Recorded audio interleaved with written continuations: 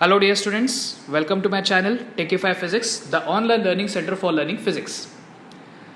Now before going into this video, I would like to request all of you that पिछला जो video है that is heating effect of electric current, उसे आप एक बार जो facts delivered है उससे ही रिलेटेड फैक्ट्स हैं जो मैं यहाँ पर मेंशन करूँगा. सो उस वीडियो को देखने के बाद अगर आप इस वीडियो को देखेंगे तो शायद कुछ ज़्यादा अच्छे से कनेक्ट कर पाएँ. Heating effect of electric current जैसे कि हमने पिछले वीडियो में देखा हुआ है, it is nothing but the effect of heat which is produce because of current. So ये हीट किस पे डिपेंड करता है ये चीज़ बताएगा आपको joules law of heating. Now before moving into this video, मैं आप सबसे रिक्वेस्ट करना चाहूँगा कि इस वीडियो को देखने के दौरान बीच बीच में पॉज देते रहें, फैक्ट्स को समझें और उसके बाद ही आगे बढ़ते रहें. सो चलिए देखते हैं what is joules law of heating. तो जैसे कि मैंने आपको इंट्रोडक्शन दिया हुआ था कि जूल्स लॉ ऑफ हीटिंग क्या बताता है आपको, it gives an account of dependence of heat produced in a conductor due to the flow of current. इसका मतलब किसी भी कंडक्टर में अगर करंट फ्लो हो रहा है तो कितना हीट प्रोड्यूस हुआ और वो हीट किन किन फैक्टर्स पे डिपेंड करता है, ये heating. So Joule's law of heating एक लॉ है, दैट मीन्स उसका स्टेटमेंट होगा. आइए देखते हैं उसका स्टेटमेंट क्या है. So according to Joule's law of heating, the heat produced in a conductor is directly proportional to number 1 square of current the conductor and number 3 the time for which the current flows. सीधा सीधा सा मतलब है यहाँ पर कि किसी भी कंडक्टर में हीट प्रोड्यूस हुआ, वो हीट किस पे डिपेंड करता है. अकॉर्डिंग टू जूल्स लॉ वो हीट डिपेंड करता है number 1 square of the current, number 2 the resistance of the conductor and number 3 the time for which the current flows. इसका मतलब let us assume that heat को हमने denote किया है capital H से, करंट को I से और टाइम को T से और रेजिस्टेंस को R से. So according to Joule's law आपका पहला इक्वेशन बनेगा H is directly proportional to I square, because आपने देखा है यहाँ पर हीट डिपेंड कर रहा है, heat is directly proportional to the square of the current. Square of the H is directly proportional to I square. दूसरा इक्वेशन आ गया यहाँ पर H is directly proportional to R और तीसरा इक्वेशन आ गया H is directly proportional to T. Heat is directly proportional to square of current, पहला equation. Heat is directly proportional to the resistance, दूसरा equation. Heat is directly proportional to T, तीसरा equation. अगला step क्या होगा आपने पहले से presume कर लिया होगा. सो अगला स्टेप यही है, कंबाइनिंग इक्वेशंस 1, 2 एंड 3. तीनों इक्वेशंस को कंबाइन करेंगे हम तो आपको मिलेगा H is directly proportional to I square RT. That means आपका जो हीट प्रोड्यूस हुआ है ये हीट किस पे डिपेंड कर रहा है, ये हीट डिपेंड कर रहा है डायरेक्टली प्रोपोर्शनल है किसके, करंट के. ये हीट डायरेक्टली प्रोपोर्शनल है रेजिस्टेंस के और ये हीट डायरेक्टली प्रोपोर्शनल है टाइम T के. इसका सीधा सीधा मतलब क्या है आइए देखते हैं, आइए समझते हैं इसका सीधा सीधा मतलब क्या है. इसका सीधा सीधा मतलब यहाँ पर ये है कि आपका हीट किसी भी गिवन कंडक्टर में किस पे डिपेंड करेगा, वैल्यू ऑफ करंट पे डिपेंड करेगा.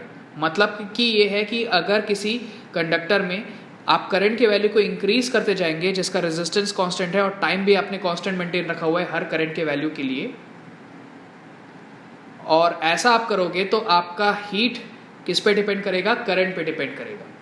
मतलब जितना ज़्यादा आप करंट इंक्रीज करते जाओगे हीट उतना ही स्क्वायर टाइम्स ज़्यादा प्रोड्यूस होगा.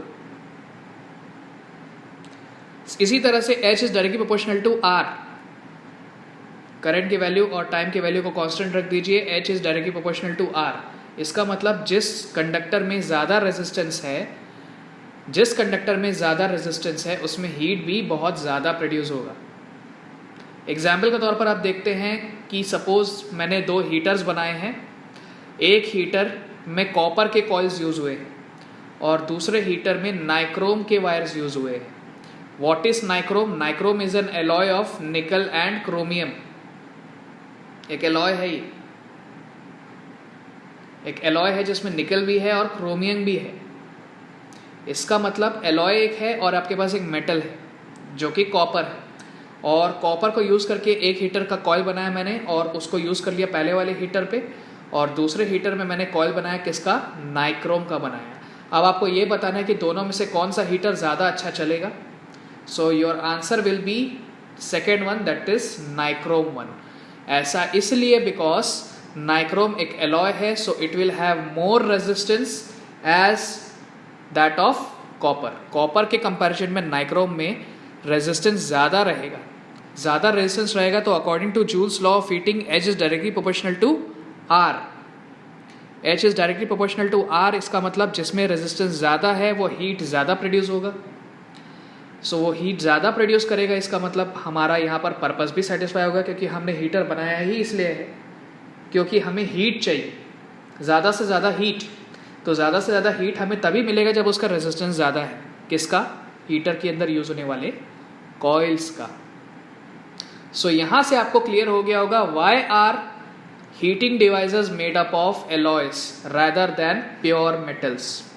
सो ये गाइडिंग क्वेश्चन है आपके लिए. Why are heating devices made of alloys and not with pure metals?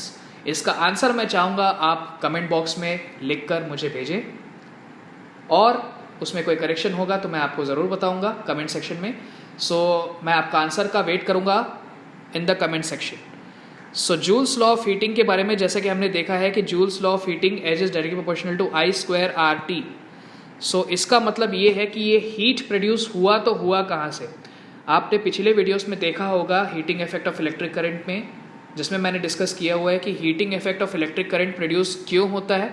वो इसलिए प्रोड्यूस होता है because electrical energy of electrons directly convert होता है किसमें? हीट एनर्जी में कन्वर्ट होता है. सो इस हिसाब से आपको मैं इक्वेशन कुछ ऐसा लिख सकता हूँ, H is equal to E is equal to I square R T. और E क्या है यहाँ पर? What is E? E is the electrical energy. इसका मतलब H is equal to E is equal to I square R T का लिखने का मतलब ये है कि H मतलब हीट प्रोड्यूस किससे हुआ? इलेक्ट्रिकल एनर्जी से प्रोड्यूस हुआ, और ये दोनों के दोनों इक्वल टू किसके होते हैं? आई स्क्वायर आर टी के होते हैं.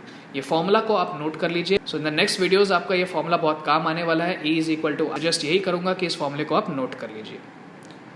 For more videos stay tuned to Techify Physics, the online learning center for learning physics, and like, subscribe and share. Thank you.